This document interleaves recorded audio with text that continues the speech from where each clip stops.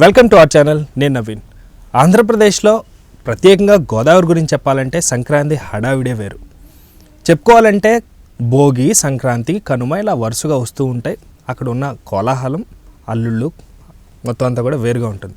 Industry పరంగా చూస్తే సినిమాలు అలా చెప్పుకోవాల్సి వస్తే భోగి, సంక్రాంతి, కనుమ అంటే వచ్చే సినిమాలు వరుసగా ఎలా రాబోతున్నాయి, ఆ కోలాహలం హడావిడి గురించి మనతో మాట్లాడడానికి సినీ అనలిస్ట్ హేమసుందర్ గారు ఉన్నారు. సార్తో మాట్లాడతాం. నమస్తే అండి. నమస్తే. సో గోదావరిలో ఆల్రెడీ సంక్రాంతి హడావిడి స్టార్ట్ అయిపోయింది. ఇండస్ట్రీ నుంచి పండగలు అంటే మన పండగ అంటే సినిమా పండగలు, సినిమాలు ఒక్కొక్కటిగా చూసుకోవాల్సి వస్తే ఎలా ఉండబోతుందండి? ఎప్పుడు కూడా పెద్ద పండగ అంటాం సంక్రాంతిని. నిజంగా పెద్ద పండుగ, సినిమా వాళ్ళు కూడా పెద్ద పండగ. ఎందుకంటే పెద్ద పెద్ద హీరోలు వస్తారని అంటున్నారా? పెద్ద హీరోలు వేస్తారు, ఖచ్చితంగా చిన్న హీరోలు వేస్తారు. ఒక్కొక్కసారి చిన్న హీరోలు సినిమాలు హిట్ అవుతాయి, పెద్ద హీరోల సినిమాలు కూడా ఎంతో కొంత సేఫ్ జోన్లో ఉంటాయి. పెద్ద హీరోల సినిమాలు కూడా సేఫ్ జోన్లో ఉండి గ్యారంటీ చాలా వరకు ఏం చేస్తారంటే వాడు సినిమా స్టార్ట్ చేసుకుంటే మనం సంక్రాంతికి టార్గెట్గా రిలీజ్ చేయాలని టార్గెట్ పెట్టుకుంటారు. ఖచ్చితంగా సినిమా ఇది సంక్రాంతి సినిమాగా ముందే అనుకుంటారు. కొన్ని అనివార్య కారణాలలో కొన్ని సినిమాలు సంక్రాంతి బరిలోకి వస్తాయి. రాజసాబ్ లాంటివి. రాజసాబ్ నిజంగా సంక్రాంతి కోసం చేసిన సినిమా కాదు, ఇప్పుడో రిలీజ్ అవ్వాల్సిన సినిమా సంక్రాంతి బరిలోకి వచ్చేసింది. అలా అనుకోకుండా వచ్చే సినిమాలు కొన్ని ఉంటాయి. ఎందుకంటే లేట్ అవటం కానీ, విఎఫ్ఎక్స్ లేట్ అవటం కానీ ఇలా జరుగుతూ ఉంటాయి. సాధారణంగా ఏంటి, సంక్రాంతి అనేసరికి మనకి తెలుగు రాష్ట్రాల్లో ఆంధ్రప్రదేశ్కే ఎక్కువ ఇంపార్టెన్స్ ఉంటుంది. ఎందుకంటే మీరు ఆంధ్రప్రదేశ్లో గోదావరి జిల్లాల్లో కానీ మీరు ఓపెనింగ్స్ అన్నీ చూడండి. సినిమాలో రిలీజ్ అయితే హైదరాబాద్ కన్నా ఏపీలో కొన్ని ఏరియాల్లో కలెక్షన్స్ ఎక్కువ ఉంటాయి. అంటే ఇక్కడి నుంచి ఖాళీ అయిపోద్ది, హైదరాబాద్ నగరం మొత్తం ఖాళీ అయిపోద్ది. అంటే కొత్త అల్లుళ్ళతో మొత్తం ఇంటి కొత్త అల్లుళ్ళు కానీ ఉద్యోగాలు చేసేవాళ్ళు, రకరకాలుగా చోట సెటిల్ అయిన వాళ్ళు మీరు చూసుకుంటే ఆ టోల్ గేట్ల దగ్గరే తెలిసిపోద్ది. హైదరాబాద్ నగరం దాదాపు ఖాళీ అవుద్ది. ఇప్పుడు భోగి ఉంటుంది, భోగి రోజుని కొన్ని సినిమాలు చూస్తారు, సంక్రాంతి రోజుని సినిమాలు చూస్తారు, కనుమ రోజున సినిమాలు చూస్తారు, మొక్కనుమ రోజున సినిమాలు చూస్తారు. నాలుగు పండుగలు వచ్చినాయి. ఒక పండగ కాదు ఇది. సంక్రాంతి అనేది ఒక పండగ కాదు, చాలా ట్రెడిషనల్గా నడుస్తూ ఉంటుంది. లక్ష్మీ పూజలు అని అవని ఇవని. కానీ లాస్ట్ రోజు మాత్రం ఆ కిక్కే వేరప్ప అన్నట్టు మొత్తం చొక్క ముక్క అన్నీ కూడా నడుస్తూ ఉంటాయి. ఆ రోజు చూడాల్సిన వస్తే ఏ సినిమాకి వెళ్తారు? మసాలా సినిమా. మసాలా కూరలు తిన్నప్పుడు రోజు మసాలాలే అయ్యి. మసాలా అంటే అందరూ మసాలా అని అని చెప్పలేము. ఆ కిక్ ఇచ్చే సినిమా అంటే కిక్ ఇచ్చే సినిమా అంటే ఇప్పుడు ఈసారి ఏం చేస్తారంటే 9వ తారీఖు అండి, పండగకి ముందే. ఇప్పుడు ముఖ్యమంత్రి గారు వస్తుంటే పైలట్ వస్తాడు ముందు, అట్లా పైలట్ అనుకోవాలి ఇన్ని రాజసాబ్ని. 9వ తారీఖే వచ్చేస్తున్నాడు, 8వ తారీఖుని షోలు పడబోతుంది. అంటే ఇంకా 3 రోజులే. 3 రోజుల్లో రాజసాబ్ వచ్చేస్తున్నాడు ముందుకి. 8 అయిపోతుంది. ఇక జననాయకుడు, రాజసాబ్కి జననాయకుడికి మధ్యలో పోటీ. జననాయకన్ తమిళ వెర్షన్ వీళ్ళిద్దరికి మధ్యలో పోటీలాగా మారింది. మళ్ళీ వీళ్ళిద్దరి మధ్యలో బాలయ్య దూరుతున్నాడు. అది ఎలా అంటారా, నెట్ఫ్లిక్స్లో అఖండ 2 వచ్చేస్తుంది. ఇల్లే థియేటర్ అయినప్పుడు అసలు ఇల్లు కూడా దాటినవరా? ఇల్లు కూడా దాటినివ్వకుండా మధ్యలో బాలయ్య వస్తున్నాడు 9వ తారీఖుని. అందరికీ మొత్తం సంక్రాంతి సినిమా 6 సినిమా 4 సినిమా 5 సినిమాలు ఉంటే 5కి బాలయ్య చెక్ పెట్టాడు. ఇల్లు దాటకుండా అఖండ చూడండి, ఇల్లు దాటండి. కర్ర ఎరగట్లేదు, పాము సావట్లేదు.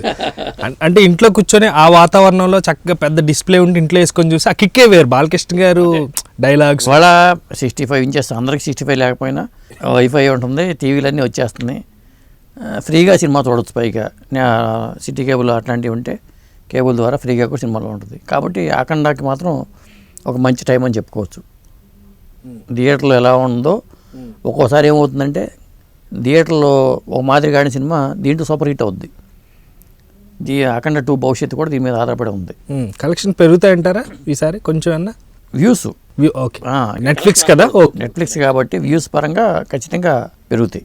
సో చిరంజీవి గారి సినిమా ఏ రోజు చూడాలంట? అంటే సంక్రాంతికి ఇస్తారా, భోగికి ఇస్తారా, కనుమకి ఇస్తారా? అంటే 12వ తారీఖు రిలీజ్ అంటే 11వ తారీఖు పడిపోద్ది. ప్రీమియర్ షోలు పడతాయి, అక్కడి నుంచి టాక్ మొదలవుతుంది. ఆ తర్వాత భర్త మహాశైలి విజ్ఞప్తి. ఇక్కడ ఏమవుతుందంటే భర్తల మీద భార్యల దాడిలాగా ఉంది చూస్తుంటే. ఇంకా ఇక్కడ చిన్న పాయింట్ ఒకటి క్లాష్ అయ్యేలాగా ఉంది. చిరంజీవి గారి సినిమా చూస్తే క్యాప్షన్ లేదు కానీ స్టోరీ అంతా భార్య బాధితుడు. రవితేజ గారు చూస్తేనేమో భర్త మహాశైలు. అంటే ఆయన కూడా అంటే భార్య బాధితుడు అనాలి, భార్య తరపు బంధువుల్ని బాధించేవాడు అనాలి, తెలియట్లా. సో మొత్తానికి ఏదైనా బాధపడే వాళ్ళు ఇద్దరు కూడా ఒకేసారి వస్తున్నారు. సో ఈ రెండిటికి పోలిస్తే అక్కడ కొంచెం టగ్ ఆఫ్ వార్ లాగా అయ్యారు. భక్త మహాశైలు విజ్ఞప్తిని పెట్టారు కాబట్టి మరి భక్త మహాశైలకి ఏం విజ్ఞప్తి చేస్తున్నాడు భర్తలకి రవితేజ? ఆయన డైరెక్షన్ ఇస్తాడు, ఈయన బాధ చూపిస్తాడు. మొత్తానికి అది కొద్ది ఇంట్రెస్టింగ్ సబ్జెక్ట్ ఉంది. ఇదేమో ఊహించుకున్నాం మనం. రేపు ఆ ట్రైలర్లో ఏం ట్రైలర్ వస్తుంది, అది ఏంటని చూడాలి. కాబట్టి అది కూడా ఇంట్రెస్టింగ్గా ఉంటుంది. అంటే మహిళల సినిమాలే, మహిళల టార్గెట్గా వచ్చిన సినిమాలు ఇవన్నీ. ఎందుకంటే సంక్రాంతికి మహిళలే టార్గెట్ సినిమా ఎందుకు వస్తున్నాయి అనుకుంటే నాకు అర్థమైంది ఏంటంటే మగవాళ్ళు కొడుమిదలకి వెళ్తారు లేదా పేకాడికి వెళ్తారు, మహిళలే కదా. ఆ మహిళలు వెళ్తే వెనకాల కంపల్సరీ ఎవరో ఒకరు రావాలి. సంక్రాంతికి వస్తున్నాం అందుకే పెద్ద హిట్ అయిందేమో అనుకుని వీళ్ళు మహిళల టార్గెట్గా పెట్టుకున్నట్టుగా ఉంది. రాజ్యసభ కూడా ముగ్గురు హీరోయిన్లు ఉన్నారు. రాజ్యసభలో ముగ్గురు హీరోయిన్లు ఉన్నారు. మనశంకర్ వరప్రసాద్లో ఇద్దరు నయనతార కనిపిస్తుంది, ఒక హీరోయిన్, ఇద్దరు హీరోలు ఉన్నారు. అంటే ఆంటీని అంకుల్స్ లవ్ స్టోరీ అనుకోవచ్చు. అంటే ప్రజెంట్ ట్రెండింగ్ టాపిక్ తీసుకున్నారు అనుకోవచ్చు. ఇక్కడేమో ఇద్దరు భర్తలు అనుకోవాలి, ఒక భర్త ఒక ప్రియుడు అనుకోవాలి అని తెలియదు. అది వన్ సైడ్లో వేయండొచ్చు వెంకటేష్ది. నయనతార జరికిచ్చి ఉండదు దానికి. నాకు భర్త ఉన్నాడు వాడు వీడే అని చెప్పడం కోసం అయ్యుండొచ్చు. ఇక అక్కడికి వచ్చే భార్యలు, ఇద్దరు భార్యలా లేదా ఒకళ్ళు ఇంట్లో వెళ్ళాలి వంటింటి ప్రియురాలు టైపు రవితేజది, అది ఇద్దరు ఉన్నారు. నారీ నడుమ మురారి శర్వానంద్, అక్కడ ఇద్దరే. ఇక రాజుగారికి అనగనగా ఒక రాజు, ఆయన 7 భార్యలు అంటాం కదా.